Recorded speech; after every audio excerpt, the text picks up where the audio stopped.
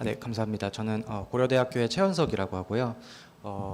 오늘 그 차량용 스마트키, 뭐 저희가 소위 이제 스마트kit이라고 보통 얘기를 하는데, 그 차량용 이제 엔트리 시스템에서 어떠한 인증 시스템이 적용되어 있고, 이런 차량용 엔트리 시스템의 어떤 보안 위협이 어떤 게 있는지에 대해서 좀 소개를 드리도록 하겠습니다.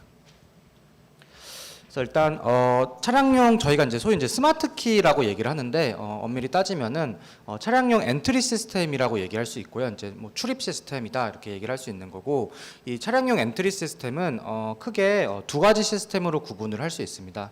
그래서 이제 리모트 키리스 엔트리 시스템이 있고요, 패시브 키리스 엔트리 시스템이 있습니다. 그래서 뭐 쉽게 생각하면은 리모트 키리스 엔트리 시스템이라고 하면은 저희가 이제 자동차 키죠. 저희는 이제 이걸 키팝이라고 얘기를 하는데, 키팝에 나와 있는 버튼을 누르면은 자동차 문에 언락이 되는 이런 건 이제 리모트 키리스 엔트리 시스템이라고 얘기할 수 있고요.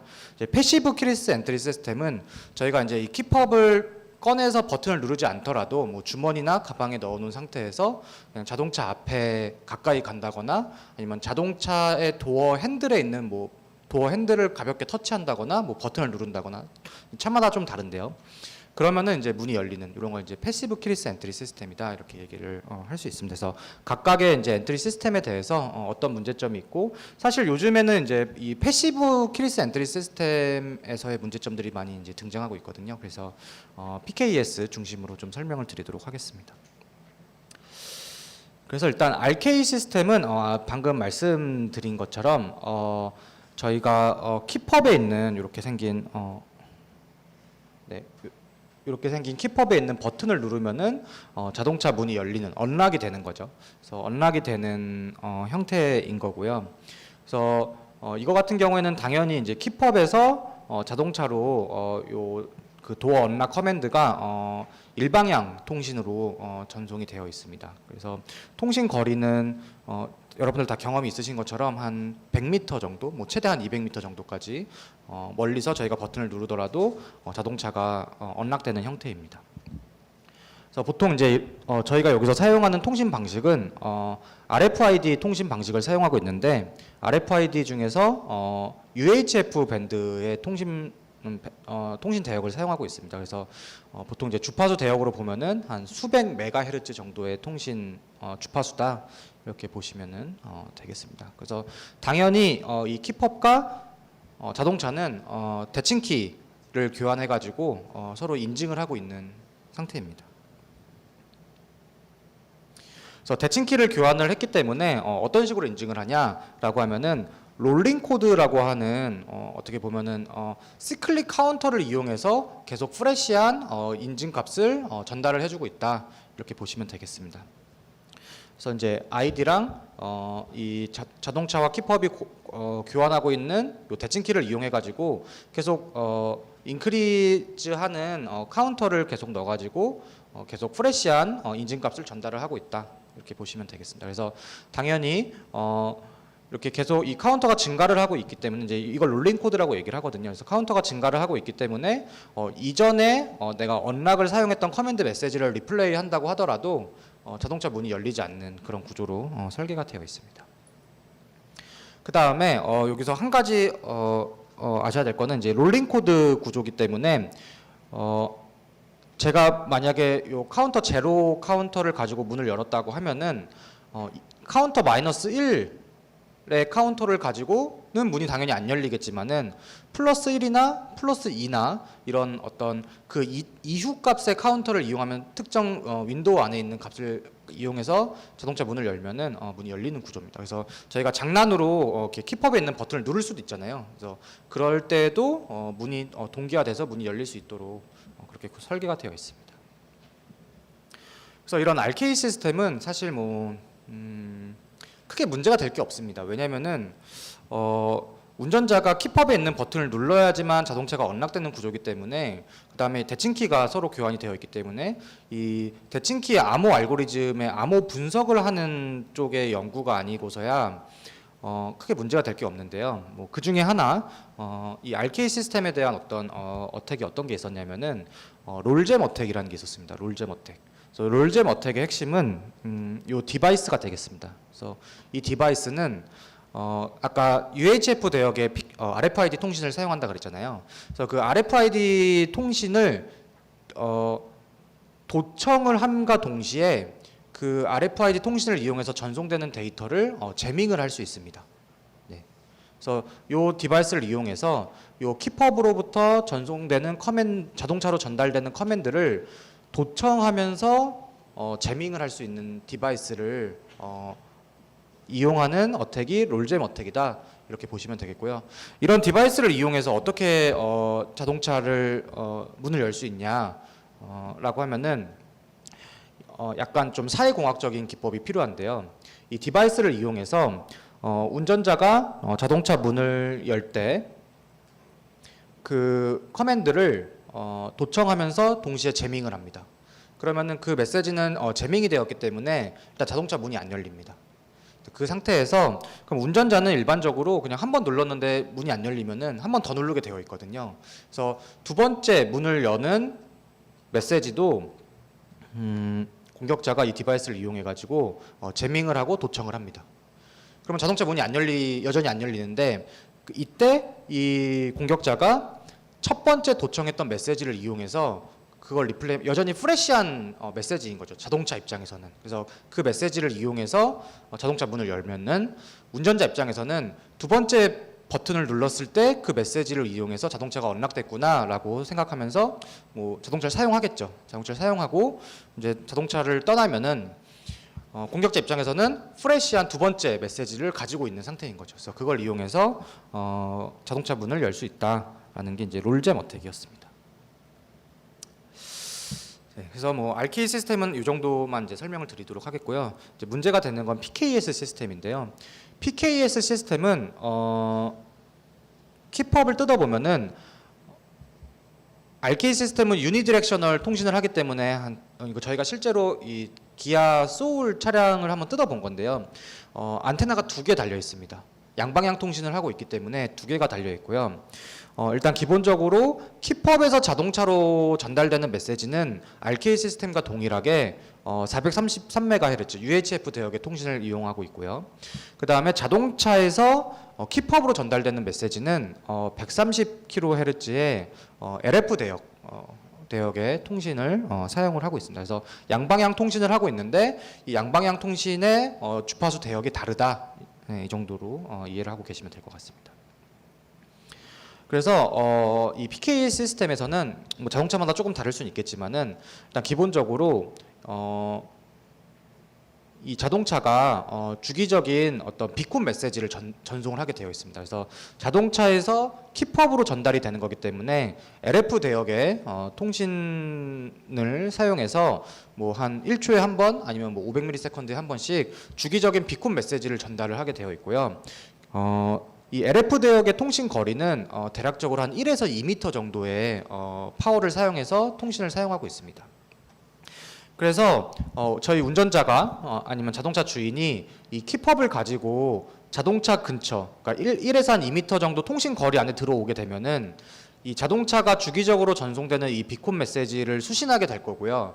수신하게 되면은 그거에 대응되는 에크 메시지를 UHF 대역으로 전송을 하게 되어 있습니다. 그래서 보통 이제 자동차마다 좀 다르긴 한데 그래서 저희가 이제 현대 기아차 같은 경우에는 저희가 문을 안 열려고 하더라도 키펍을 들고 있는 상태에서 자동차 가까이 가면은 이렇게 사이드 미러가 열리잖아요. 그게 요 비콘 메시지를 수신한 다음에 에크 메시지를 전송하면은 그 에크 메시지에 반응을 해가지고 사이드 미러가 이제 펴지는 그런 구조로 이제 현대차 같은 경우는 설계가 되어 있습니다. 그 상태에서 마찬가지로 현대차 기준으로 설명을 드리면은 요 도어 핸들에 이제 현대차는 보통 버튼이 있거든요. 그래서 버튼을 누르게 되면은 자동차에서 챌린지 메시지가 나가게 되어 있습니다. 당연히 랜덤한 챌린지일 거고요. 그러면은 당연히 대칭키를 교환하고 있는 상태이기 때문에 그 챌린지에 대한 응답, 리스판스를 전송을 하게 되면은 자동차 문이 언락되는 구조다. 그렇기 때문에 RK 시스템과 다르게 RK 시스템은 요 키펍에 있는 버튼을 눌러야지 문이 열리는 건데 그냥 이 키펍이 자동차하고의 통신 거리 안에만 들어오게 되면은 패시브하게 자동차 문을 열 수 있는 구조로 설계가 되어 있는 게 이제 PKS 시스템이라고 보시면 되겠습니다. 네, 그래서 이건 저희가 실제로 약간 뭐 명확하게 안 보실 수도 있겠는데 저희가 자동차에 가면은 이렇게 주기적으로 비콘 메시지가 이렇게 전송되는 걸 저희가 실제로 한번 SDR 장비를 이용해서 확인을 했던 거고, 이때 키펍이 통신 거리 안에 들어오면은 그거에 대한 뭐 챌린지 메시지나 뭐 리스판스 메시지를 주고받는다라는 것을 실제로 확인한 그림이 되겠습니다. 네.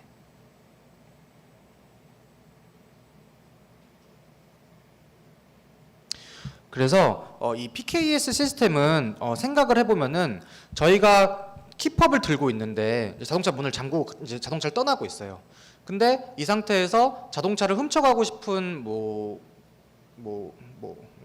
도둑이, 자동차 도둑이 자동차 문을 열려고 할 수도 있을 거 아니에요. 원래 PKS 시스템은 패시브한 방식으로 도어가 언락되는 구조이기 때문에 이때 자동차 문이 열리면 안 되는 겁니다. 그래서 이 PKS 시스템은 어떤 갑자기 제가 용어가 생각이 안 나는데 이 근거리에 있음을 인증을 해줘야 됩니다. 그러니까 패시브하게 인증을 하고 있기 때문에 키펍과 자동차가 근거리에 있음을 확인을 하고 난 다음에 자동차 문이 언락되는 구조로 설계가 되어 있어야 되는 거죠.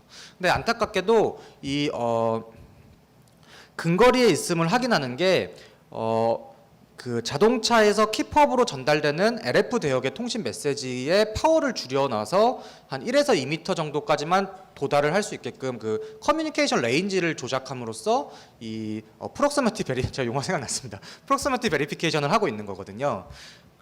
그래서 이 ETH의 연구팀들이 이 짧은 통신 거리인 LF 대역의 짧은 통신 거리의 이 신호를 릴레이 한다거나 앰플리피케이션을 하게 되면은 이 신호가 키펍으로 전달이 될 거고, 키펍에서 자동차로 전달되는 이 신호는 UHF 대역의 통신을 사용하게 되는데, 원래 RK 시스템부터 키펍에서부터 자동차까지 전달되는 이 통신 거리는 한 100에서 200m까지 전달이 되는 구조로 설계가 되어 있습니다. 그래서 LF 대역의 자동차에서 키펍으로 전달되는 LF 대역의 신호만 내가 릴레이 해줄 수 있다면은 운전자가 자동차에서 멀리 떨어져 있음에도 불구하고 자동차를 훔쳐가고 싶은 이 도둑이 문을 열 수 있을 것이다라는 이제 그런 걸 이제 알아내고 실제 데모까지 시연한 사례가 있습니다. 그래서 2011년도에 NDSS 학회 이런 논문을 발표를 했었고요.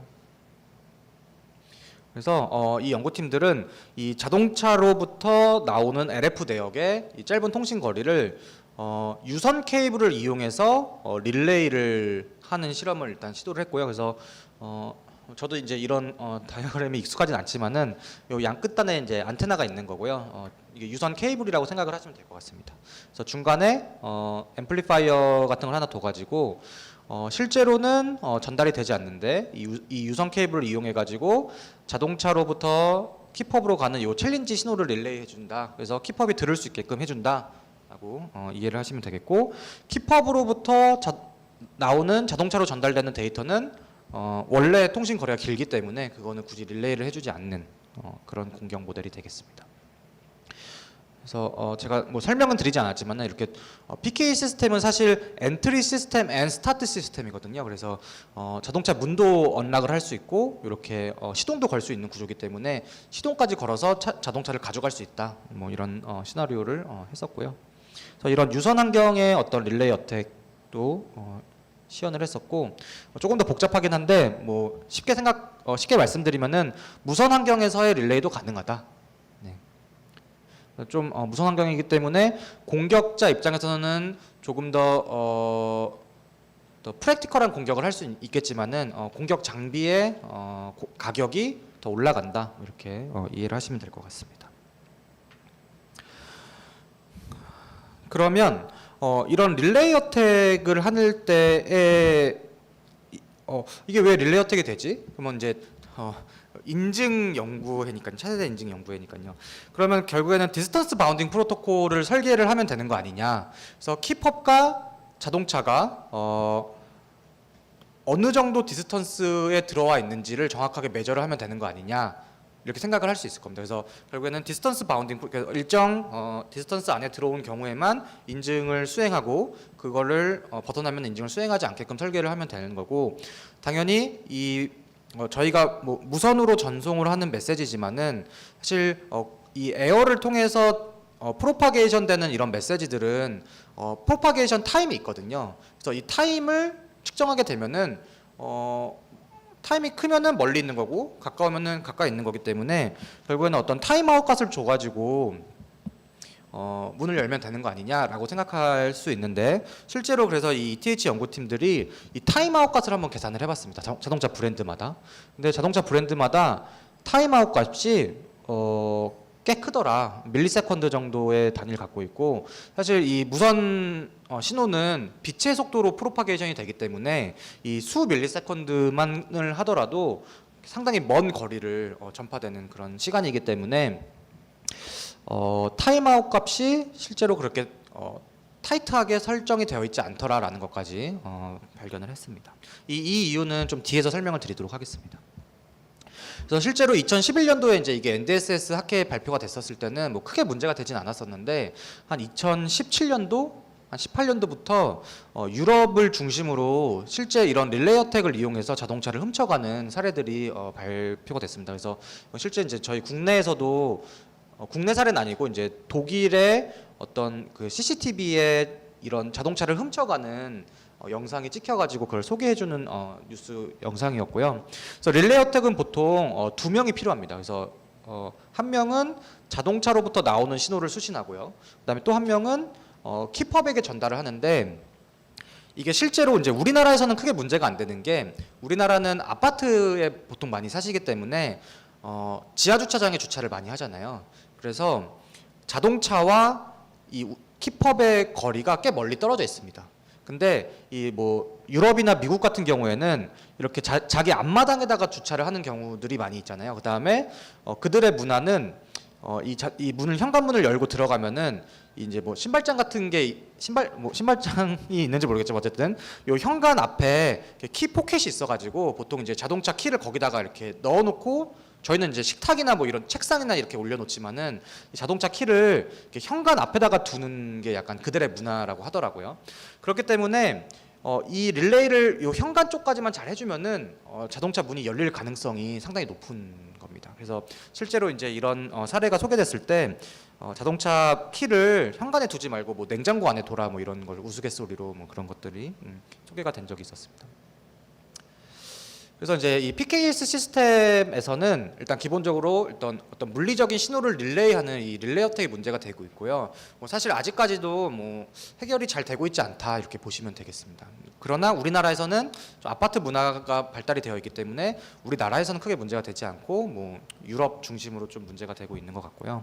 그다음에 그거와 별개로 당연히 이 PK 시스템에서는 자동차와 킵헙이 대칭키를 교환하고 있기 때문에 그 대칭키 암호를 공격하는 그런 연구 분야도 존재를 하고 있습니다. 그래서 이 자동차 키 쪽 연구 흐름을 보시면은 그 KU 루벤에서 그 테슬라를 해킹한 그 사례들이 많이 찾아보실 수 있으실 텐데, 이 KU 루벤에서는 테슬라 모델 S와 모델 X를 해킹을 해가지고 뭐 좀 떠들썩했던 적이 최근에 있었습니다.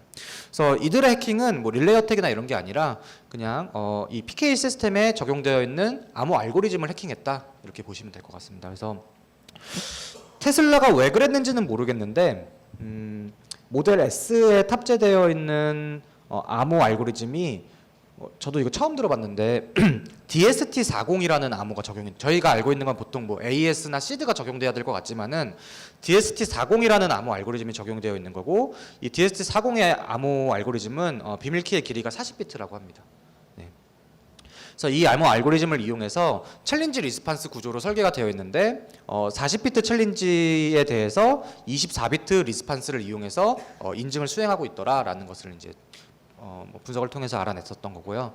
키 길이가 상당히 짧기 때문에 전수조사 공격을 이용하면은 키를 찾을 수 있고, 키를 찾는다라는 거는 키 복제도 가능하다라는 걸 의미합니다. 그래서 여기서 저희가 조금 뭐 전문가들이시니까는 사실 40비트 키를 브루트펄스 한다라는 게 사실 쉽지 않습니다. 네. 그다음에 요런 뭐 라즈베리파이 정도 수준의 키를 이용해서 전수조사를 하는데 수초 내에 키를 찾아내거든요. 이게 어떻게 가능하냐라고 하면은 제가 시간 관계상 자세히 설명은 못 드리겠지만은 프리컴퓨테이션 테이블을 이용해 가지고 한 5.4 테라바이트 정도의 프리컴퓨테이션 테이블을 이용하면은 키를 수초 내에 찾아낼 수 있다. 뭐 이 정도까지만 설명을 드리겠습니다. 그 다음에 모델 X 같은 경우에는 모델 S에 그런 문제가 있었기 때문에 CC 인증을 받은 PK 그 키펍을 PK 시스템에 적용을 했습니다. 그래서 CC 인증을 받았기 때문에 당연히 이 PKS 시스템에는 AS 암호가 적용이 되어 있었고요.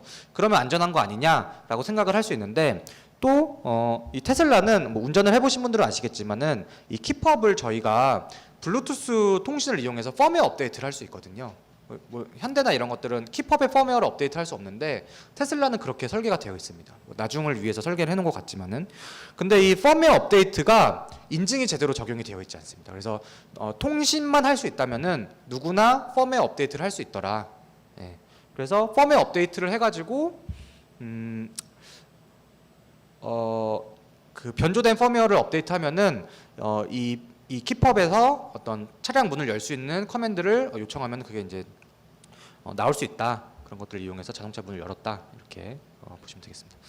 제가 시간이 많지 않아서 이건 이제 그래서 최근에 이제 KU 루벤에서 발표됐던 모델 S와 모델 X가 해킹이 가능하다라는 이런 거는 이제 이 PK 시스템에 적용되어 있는 암호 알고리즘을 분석했거나 아니면은 이 펌웨어 업데이트의 어떤 취약점을 이용해서 자동차 문을 열었다 이렇게 보시면 되겠습니다. 그래서 제가 여기서 말씀드리고 싶은 거는 사실 릴레이 어택입니다. PK 시스템에 적용되어 있는 이 환경에서 사실 아직까지도 릴레이 어택은 막을 수 없는 구조가 되겠거든요. 그래서 이 릴레이 어택을 막기 위해서 뭐 다양한 카운터 매저들이 제시가 되고 있습니다. 그래서 일단은 이 키펍에 탑재되는 칩을 개발하는 NXP에서는 이 자동차와 키펍이 통신을 하는데 보통 저희가 자동차 문을 열 때 자동차 앞에 가가지고 문을 열잖아요. 그러면은 키펍이 사실 움직이고 있는 상태입니다.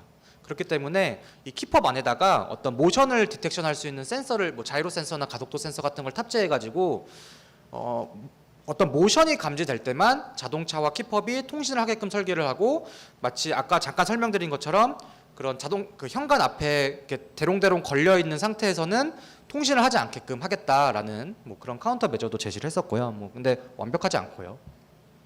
그다음에 이거 같은 경우는 실제 판매를 하고 있는 걸 제가 확인을 했었는데 저희가 그 냉장고 안에 넣어놓으면은 키펍을 넣어놓으면은 통신이 안 되는 것처럼 이렇게 통신을 막을 수 있는 이런 파우치 안에다가 키펍을 집어 넣으면 된다. 그러면은 유저빌리티를 떨어뜨리는 거 아니냐라고 해서 이들의 대안은 저희가 자동차 문을 열기 전에 키펍에다가 약간의 충격을 주면은 그 일정 시간 동안 이 파우치가 그 통신을 가능하게끔 이렇게 설계가 되어 있다고 하더라고요. 그래서 저희가 자동차 문을 열기 전에 키펍에다가 약간 충격을 줘가지고 자동차 문을 열 수 있고 충격을 주지 않는 상태에서는 릴레이 어택을 막을 수 있다. 뭐 이런 식으로의 카운터 매저도 제시가 되었고요.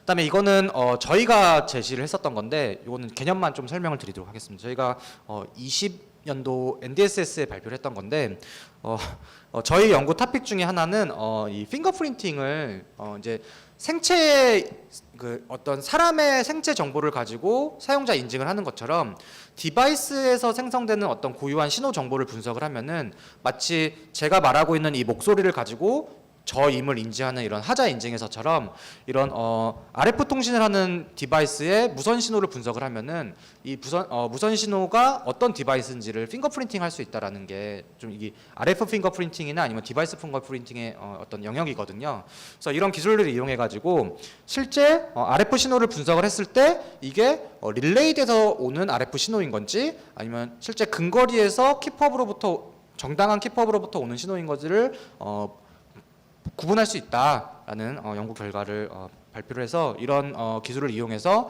릴레이 어택을 막을 수 있다 이렇게 발표를 했었습니다. 그다음에 이제 여기가 이제 제가 말씀드리고 싶은 메인 주제인데요. 그래서 아까 잠깐 말씀드린 것처럼 이 PKS 시스템은 결국에는 프록시미티 베리피케이션이 제대로 이루어지지 않기 때문에 릴레이 어택이 가능한 겁니다. 그럼 지금 PKS 시스템에서는 프록시미티 베리피케이션 어떻게 하고 있냐라고 하면은 자동차로부터 나오는 LF 대역의 짧은 커뮤니케이션 레인지를 이용해서 프록시미티 베리피케이션을 하고 있는 거죠. 당연히 이거를 릴레이하게 되면은 어떻게 가능한 상태인 겁니다. 그러면 디스턴스 바운딩 프로토콜을 적용하면 되는 거 아니냐라고 할 수 있는데, 디스턴스 바운딩 프로토콜 적용하기가 그렇게 녹록지 않은 게 이제 이 통신공학의 영역인데요.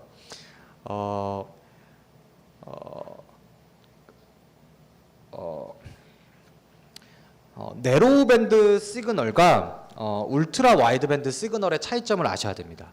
그래서 네로우 밴드 시그널이라는 거는 저희가 결국에는 1, 0이라는 어떤 비트 시퀀스를 전송을 하려면은 그걸 디지털 통신을 하기 위해서는 결국에 이런 펄스를 이용해서 전송을 하게 되는데, 네로우 밴드라는 거는 주파수 대역에서 네로우하다라는 거고요. 이 네로우 밴드 시그널을 이용해서 펄스를 만들게 되면은 이 펄스의 위스가 넓어지게 되어 있습니다. 그다음에 울트라 와이드 밴드는 주파수 대역에서 울트라 와이드하다라는 거고, 시간 대역에서 펄스는 펄스 폭이 좁게 되어 있습니다. 그래서 저희가 지금 사용하고 있는 RFID의 UHF 밴드는 네로우 밴드 시그널이다, 이렇게 이해를 하시면 될 거고요. 그게 뭐가 문제냐라고 하면은 이 펄스가 들어온 시점을 정확하게 측정을 해야 되는데, 보통 이 펄스가 들어오는 시점은 특정 앰플리튜드 이상의 펄스가 들어오게 되면은 이 시점을 기준으로 내가 어떤 메시지를 수신했구나라는 확인을 하게 될 것입니다. 근데 이게 아이들한 상황에서는 뭐 네로우 밴드나 울트라 와이드 밴드나 문제가 안 됩니다. 근데 우리가 이제 어떤 리얼 환경에서는 이런 RF 신호가 이렇게 반사되고 들어오는 신호들이나 뭐 이렇게 노이즈들이 있을 수 있기 때문에 노이즈가 끼게 되고요. 그러면 실제 시간이 들어왔을 때를 기준으로 이 노이즈로 인해서 약간의 오차가 생기게 되어 있습니다.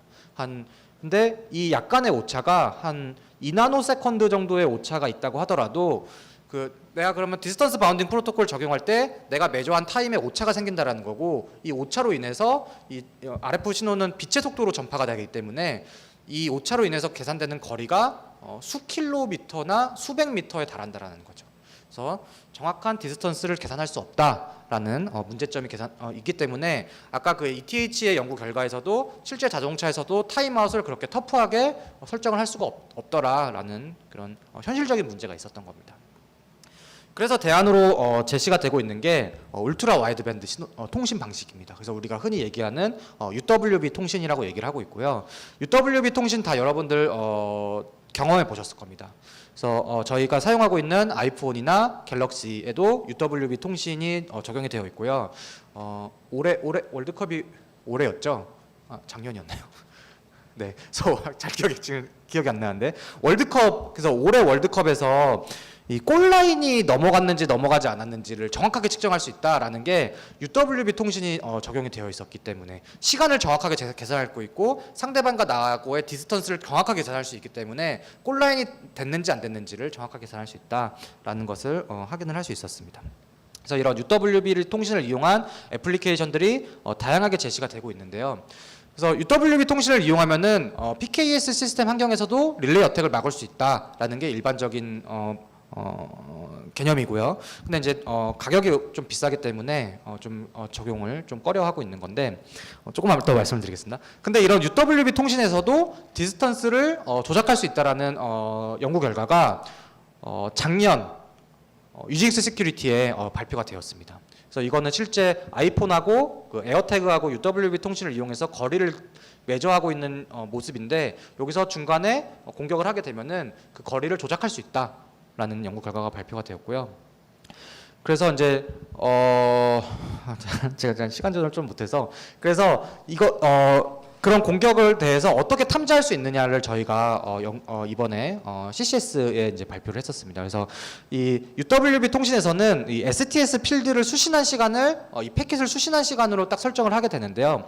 여기에 약간의 문제점이 있었습니다. 예, 문제점이 있었고요. 저희는 그런 문제점을 해결하기 위해서 이 STS 필드가 4096비트로 구성이 되어 있는데, 이 4096비트를 512비트 단위의 서브 필드로 좀 쪼개가지고 이 서브 필드 간의 어떤 컨시스턴시를 분석을 해가지고, 컨시스턴시가 있으면은 정상적인 신호인 거고, 공격자가 어떤 디스턴스를 조작하기 위해서는 이 컨시스턴시가 깨질 수밖에 없거든요. 그래서 어떤 디스턴스를 조작하는 공격에서는 이 컨시스턴시가 깨져서 우리가 이런 UWB 환경에서 디스턴스를 조작하는 공격을 탐지할 수 있다라는 것을 연구 결과로 발표를 했었습니다. 조금 제가 시간 조작을 좀 잘 못했어요. 마지막 슬라이드인데요. 그래서 탐지 결과가 한 2% 미만의 에러 레이트를 가지고 탐지를 잘 할 수 있다라는 게 이제 저희의 연구 결과가 되겠습니다. 좀 뒤에를 좀 자세히 설명 못 드렸는데요. 혹시 관심이 있으신 분들은 제가 이거 발표 끝나고 뭐 나중에라도 질문을 해주시면은 자세히 설명드리도록 하겠습니다. 네.